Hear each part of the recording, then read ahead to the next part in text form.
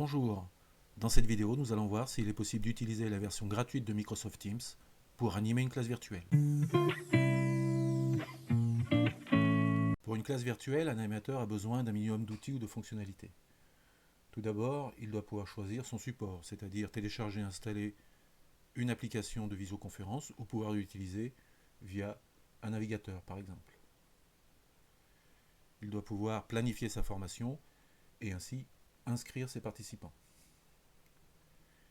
Évidemment, il doit pouvoir utiliser sa webcam, il doit pouvoir utiliser un chat ou les participants utiliser le chat entre eux. Il lui est indispensable de pouvoir partager son écran afin de montrer des documents ou alors de charger un diaporama directement dans son application. Il doit pouvoir offrir la possibilité à ses participants de partager des documents et ainsi pouvoir les éditer et les modifier en même temps, c'est-à-dire qu'un participant voit les modifications en direct des autres participants. Il doit pouvoir proposer un tableau blanc pour des séquences. Comme dans une formation en salle, il est bien utile parfois de pouvoir créer des sous-groupes. Enfin, il doit pouvoir proposer des sondages express pour valider une séquence ou recueillir le ressenti des participants en début ou en fin de formation. Nous allons voir si Microsoft Teams nous permet d'avoir accès à toutes ces fonctionnalités.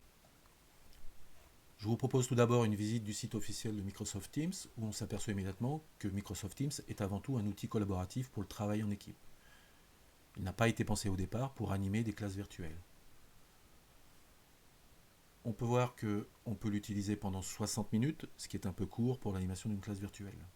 On peut accueillir jusqu'à 100 participants. Là, c'est un peu trop pour animer une classe virtuelle.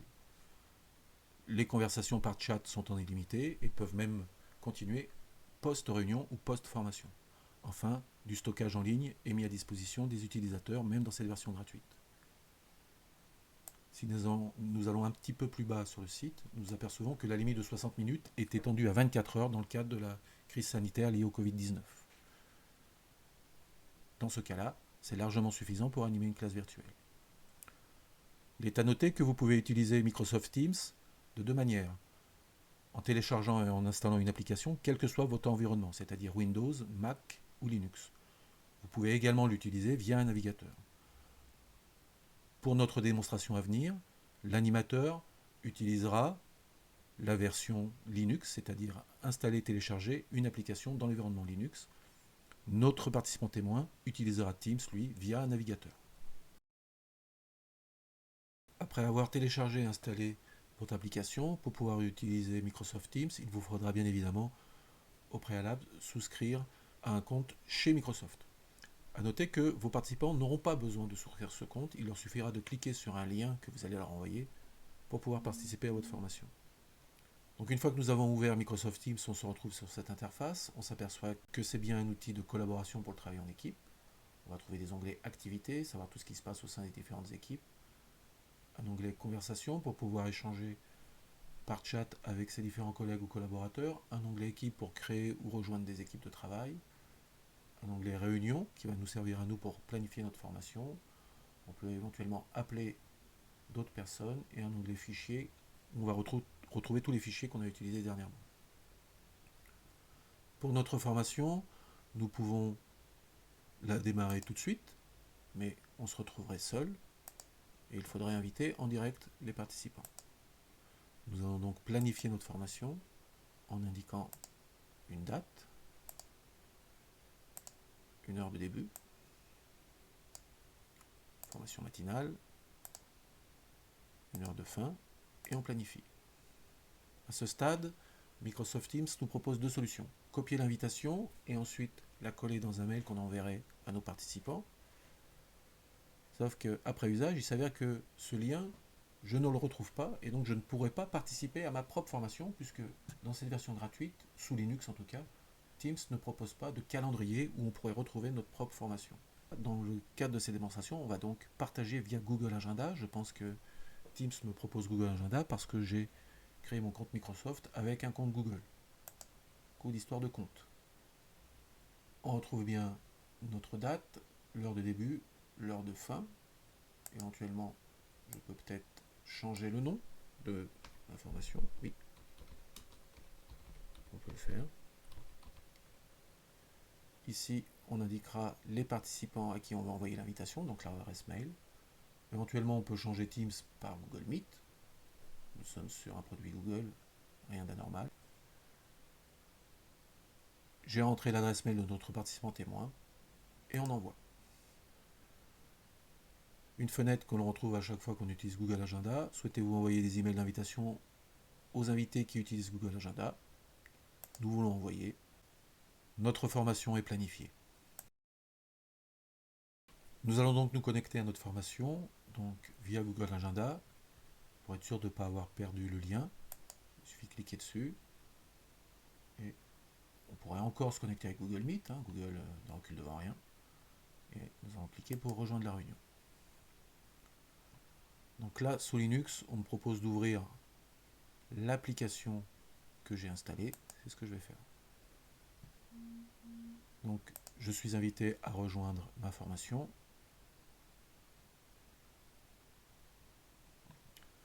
Je vous propose un petit tour du propriétaire. Donc, nous avons un bandeau principal en bas où on peut raccrocher, on peut faire apparaître les participants. Pour le moment, nous sommes seuls. Nous pouvons faire apparaître l'outil chat. Nous pouvons lever la main. Donc pour ça, il faut retourner sur les participants et je peux lever la main. Trois petits points où on va trouver des paramètres, pouvoir passer en mode plein écran, ajouter des notes à la réunion, activer des sous-titres. On peut désactiver et activer le micro, désactiver et activer la webcam. On retrouve le même bandeau sur la gauche pour tout ce qui est travail en équipe. Et en haut, quelques informations nous concernant qui sont très utiles lorsque nous utilisons Microsoft Teams dans le cadre d'une entreprise. Nous allons voir maintenant la phase de connexion pour notre participant. Donc il a bien reçu notre invitation via Google Agenda. Il ouvre son mail et on lui propose là de cliquer pour rejoindre la réunion. Donc sur son navigateur, un nouvel onglet s'ouvre. On retrouve la même fenêtre que pour l'animateur, mais là, on ne va pas pouvoir ouvrir l'application Teams puisqu'elle est déjà utilisée par moi en tant qu'animateur. Donc, il va continuer sur le navigateur. Temps de chargement. Donc, on retrouve une interface identique à celle de l'animateur, même si c'est dans un navigateur, à différence près qu'il n'a pas tous les bandeaux du travail pour le travail collaboratif en équipe. Donc, il va rejoindre maintenant la formation. Mais voilà, il ne peut pas la rejoindre directement, il faut que l'animateur lui donne l'autorisation. Nous nous retrouvons donc sur l'interface de l'animateur. Nous avons un message comme quoi nous avons un participant qui patiente dans la salle d'attente. On va cliquer dessus. Effectivement, dans la salle d'attente, nous allons autoriser notre participant à rentrer en formation. Notre participant est maintenant en formation. On retrouve le même bandeau que pour nous. Notez encore une fois qu'il n'a pas eu besoin de se connecter à Microsoft, il n'a pas eu besoin de créer un compte Microsoft pour pouvoir participer à cette formation. Microsoft Teams permet bien évidemment l'utilisation de la webcam. Par contre, cette version gratuite ne propose pas d'arrière-plan, comme peut le proposer la version entreprise, c'est-à-dire la possibilité de cacher ce qui se passe derrière soi, soit par un flou, soit par une image. Le chat, quant à lui, propose les mêmes fonctionnalités que la version entreprise, à savoir la possibilité de mettre en gras, en souligné, en italique le message que l'on va envoyer, indiquer si c'est un message standard, important ou urgent. On peut poster des émoticônes, ce qui peut être intéressant pour, par exemple, recueillir en début de formation l'état d'esprit de ses participants ou en fin de formation leur ressenti. Des éléments peut-être un peu plus gadgets, mais la possibilité de poster des gifs ou des autocollants. Enfin, un élément important dans le chat proposé par Microsoft Teams, c'est la possibilité de joindre des fichiers. Si vous joignez donc un fichier dans le chat, ce fichier va devenir un fichier partagé, c'est-à-dire que chacun de vos participants cliquera sur le lien du chat et pourra ainsi modifier et éditer ce fichier, par exemple un fichier Word ou un fichier Excel, en temps réel et tous en même temps. De plus, ils pourront observer les modifications des autres participants. Dans le cadre d'un travail collaboratif en formation, c'était une fonctionnalité assez intéressante, voire très intéressante. À noter également que ceux ou ces fichiers qui ont été édités et modifiés pendant la formation resteront consultables après la formation, consultables voire modifiables après la formation, à condition bien évidemment d'avoir téléchargé et installé l'application Teams sur son ordinateur. Teams propose le partage d'écran. Il suffit de cliquer sur cette flèche, ouvrir le bac de partage. On se retrouve avec plusieurs possibilités. Partager son écran numéro 1, son écran numéro 2 si on dispose d'un deuxième écran. La possibilité de charger dans l'application un fichier PowerPoint. Alors là, attention, il s'agit bien d'un fichier PowerPoint. Comme je vous l'ai indiqué en début de vidéo, je suis sous Linux et donc j'utilise plutôt LibreOffice. Et là, il n'y a pas de possibilité de charger un fichier LibreOffice. Enfin, on peut partager un tableau blanc et une application de travail collaboratif. Donc on va commencer par voir ce que donne le partage d'écran. Je clique sur l'écran numéro 1. Donc mon écran a l'air partagé. On va aller vérifier immédiatement du côté de notre participant. C'est bien le cas. Il voit mon écran. On va essayer de lui en proposer un petit peu plus, c'est-à-dire un diaporama. Ce diaporama, nous allons le projeter.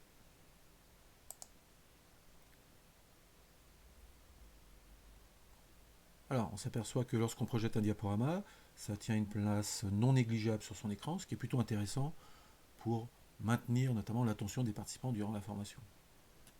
On va voir si ça bouge. Lorsqu'on fait défiler le diaporama, bon, a priori ça va bouger. Donc, un petit temps de latence par rapport à l'écran de l'animateur. On va mettre fin au diaporama et retourner sur l'interface de l'animateur.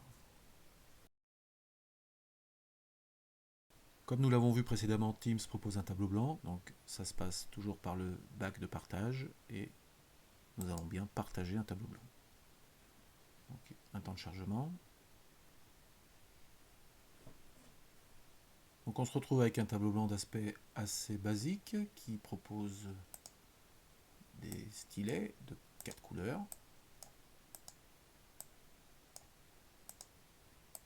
Et une gomme. On a la possibilité de mettre du texte et de déplacer ce texte, voire de le redimensionner. On peut ajouter une note, voilà, qu'on peut également redimensionner et déplacer, ce qui est pratique si l'on veut regrouper des idées. On peut changer la couleur du post-it, de la note, on peut l'éditer, la supprimer. On ne va pas trouver d'outils permettant de faire des formes parfaites, style carré, rond, triangle. On a les fonctionnalités de base. Du côté de notre participant, eh bien, c'est la déception. Je vous rappelle qu'il utilise Teams via un navigateur et il a un message qui lui indique que le tableau blanc est en cours d'affichage, mais que pour l'instant, seuls les membres de cette organisation peuvent participer. Je pense que c'est dû au fait qu'ils suivent la formation avec un navigateur. Pour pouvoir bénéficier du tableau blanc, il aurait fallu qu'il télécharge l'application Microsoft Teams. La version gratuite de Microsoft Teams ne permet pas nativement la création et la gestion de sous-groupes, contrairement à la version entreprise, avec laquelle vous pouvez créer des sous-groupes, affecter manuellement ou automatiquement vos participants. Néanmoins, on peut trouver une astuce qui va vous permettre malgré tout de créer des sous-groupes avec des réunions parallèles, plusieurs réunions en même temps, et c'est plutôt bien géré par Teams. Nous allons voir ça immédiatement. Je vais donc créer une deuxième réunion que je rejoins. Vous avez constaté l'apparition d'un onglet. C'est avec cet onglet que nous allons passer d'une réunion à une autre, d'une salle de formation à une autre. Donc ici nous sommes dans notre deuxième réunion, donc l'équivalent de notre sous-groupe. Vous constatez que nous sommes seuls. Nous retournons sur notre lien de formation principal. Notre participant est toujours là. Pour inviter nos participants à nos sous-groupes, eh bien, on va retourner dans notre sous-groupe, copier le lien de réunion de ce sous-groupe, nous retournons dans la formation principale, et dans le chat, nous collons ce lien. Si vous avez plusieurs participants, évidemment, vous indiquerez pour ce lien-là un tel ou un tel, vous cliquez dessus pour rejoindre votre sous-groupe. Du côté de notre participant, il a un message dans le chat, il s'agit de notre lien. Il clique dessus. Même avec un navigateur, vous voyez apparaître le même petit onglet qui va lui permettre de passer d'une réunion à l'autre. Il rejoint. Comme pour la première formation, vous allez devoir lui donner l'autorisation de rejoindre ce sous-groupe. Et ensuite, avec ce petit onglet, il pourra passer de la réunion principale à son sous-groupe, alternativement. En conclusion, avec la version gratuite de Microsoft Teams, vous pouvez choisir de télécharger et d'installer votre application sous votre ordinateur, quel que soit votre environnement, ou suivre cette formation depuis un navigateur. C'est la même chose pour vos participants. La planification et l'inscription des participants est plutôt facile. À noter que vous devez souscrire en tant qu'animateur à un compte Microsoft. Vos participants n'ont pas besoin de souscrire à ce même compte. Bien évidemment, l'utilisation de la webcam est possible avec Microsoft Teams. Néanmoins, cette version gratuite ne propose pas d'arrière-plan, c'est-à-dire cacher ce qui se passe derrière vous. Le chat, lui, est complet. Il est le même que sur la version entreprise. Vous pouvez partager votre écran facilement. Vous pouvez charger un diaporama à condition que ce soit un diaporama de chez PowerPoint, donc de chez Microsoft. Un autre format n'est pas accepté. Le partage de documents est possible, c'est-à-dire le fait que vos participants puissent éditer et modifier en même temps un document. Le tableau blanc existe, par contre nous avons vu lors de notre démonstration que si vos participants suivent votre formation depuis votre navigateur, eh bien ils n'ont pas accès à ce tableau blanc, c'est dommage. Malgré une alternative, la création de sous-groupes n'existe pas nativement sur la version gratuite de Microsoft Teams. Enfin, vous ne pouvez pas proposer des sondages express pour valider une séquence par exemple. Vous devrez préparer vos sondages à l'avance avec un logiciel de votre choix. En conclusion, je mettrai la note de 6,5 sur 10 à Microsoft Teams. Il y a malgré tout plus d'avantages que d'inconvénients. On peut largement utiliser Microsoft Teams pour animer une classe virtuelle. Tout cela tant qu'il sera possible d'utiliser Microsoft Teams au-delà de la limite d'1 heure habituellement imposée. Merci d'avoir regardé cette vidéo. Bonne animation.